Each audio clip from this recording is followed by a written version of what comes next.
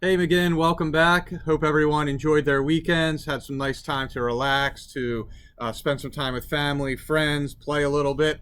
We are going to start our new week of read alouds today with a book from a series that I like about famous people. It's a biography series that goes into the background of some famous individuals and highlights something that maybe they did that we don't know about.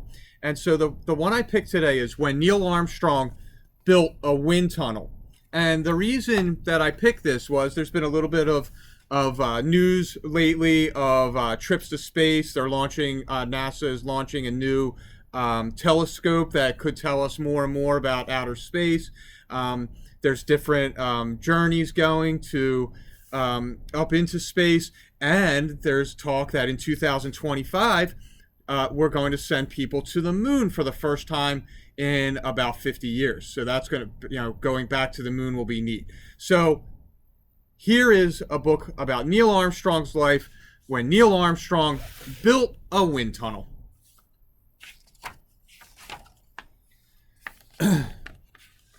Neil Armstrong lived an amazing life. He flew fighter planes. He went faster than the speed of sound. He became America's best known astronaut, the first person to stand on the moon.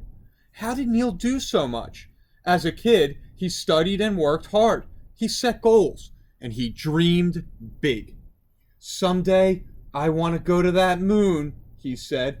And one day, he did. Neil Alden Armstrong was born on August 5th, 1930. He and his parents lived on the family farm in St. Mary's, Ohio. Neil's grandmother delivered him into the world. Neil was a traveler right from the start. He loved to go places, even if it was just a trip around the farm. His grandpa put him on a pony and walked him down the road and back. "I'll help you work, Grandpa," said Neil. Neil was a traveler, but he wasn't always a happy traveler.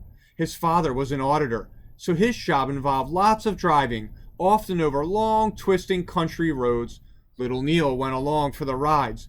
Almost every journey, he got car sick. "You look a little green in the gills, son," his mother said. But motion sickness wouldn't keep Neil from wanting to travel, whether in a car or an airplane. Neil got his first ride in an airplane when he was only 6 years old. His father was driving him to Sunday school, and along the way they passed an airfield. There sat the Tin Goose, an airplane with 3 propellers. Its pilot was giving people rides, so Neil and his father got in line.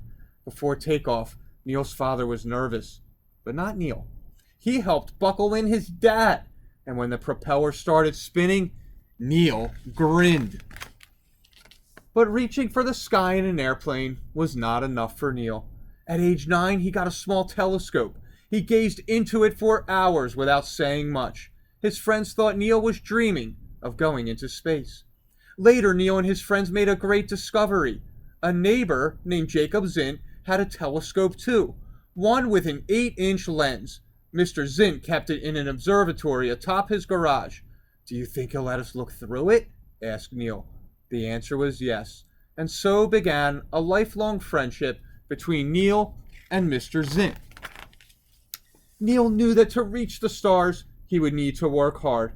He got his first paying job at 10, cutting grass in a cemetery. "Nobody here complains that I'm only 10 years old," he said. For his summer, he was paid 10 cents an hour. In winter, Neil worked at a local bakery. It was a good job for a small, strong boy. He was the perfect person to crawl inside the ovens and clean them. When he wasn't working, Neil often rode his bicycle to the airport.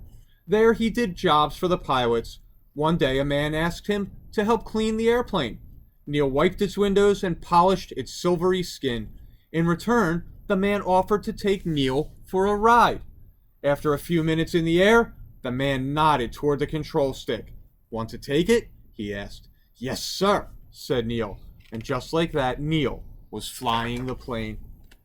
Neil was a curious kid, whether he was in the air or on the ground. Scouting allowed him to explore the world around. He learned how to build fires and tie knots. He learned how to face his fears and be part of a team. By working hard and never giving up, Neil reached scouting's highest rank, Eagle Scout. As a teenager, he saved his money. With it, he paid for flying lessons. He also paid for the gadgets he liked to build. Once, Neil and his brother built a wind tunnel in the basement. To be an aeronautical engineer, you've got to have a wind tunnel, Neil said. Just as their mother came down the steps, Neil turned it on.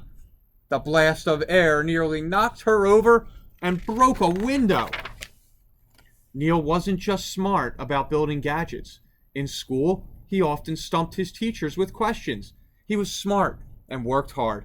As a result, his teachers pushed him quickly through the grades. He could have graduated from high school at age 15, but his parents thought he was too young to graduate, so Neil waited. Besides, he did really well only in the subjects he loved, such as math and science. In English, he was average, and he failed art, typing, and social studies. In addition to being very smart, Neil was reserved. Even as a teenager, he was more quiet and serious than loud and playful. His sense of humor was clever, not silly, but now and again, he would pull a prank. Once, while marching in the high school band, he turned his cap around. Then he marched backward, still playing his horn. The kids thought Neil was funny. The band director did not. Despite his pranks, Neil took his flying seriously. One morning in 1946, Neil got up extra early. He ran outside, leaped onto his bike, and pedaled hard. Today was the day. He was going to earn his flying license. Neil reached the airport in minutes. After reading the rule book one last time, he took his written test. Then he showed his teachers everything he knew about flying a plane. Neil passed with excellent scores. He was just 16 years old. "Who needs a car?" he said. "I'm licensed to fly." Neil's flights were just beginning. After high school, he went to Indiana. He studied at Purdue University and joined the U.S. Navy.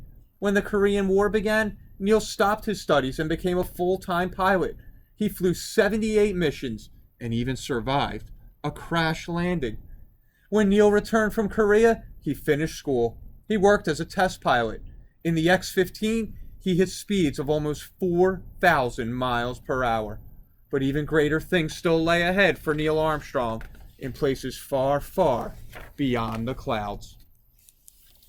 And of course, then Neil became the first person to walk on the moon, going there with Buzz Aldrin, who also walked on the moon. Michael Collins was the pilot of the vessel that took them there.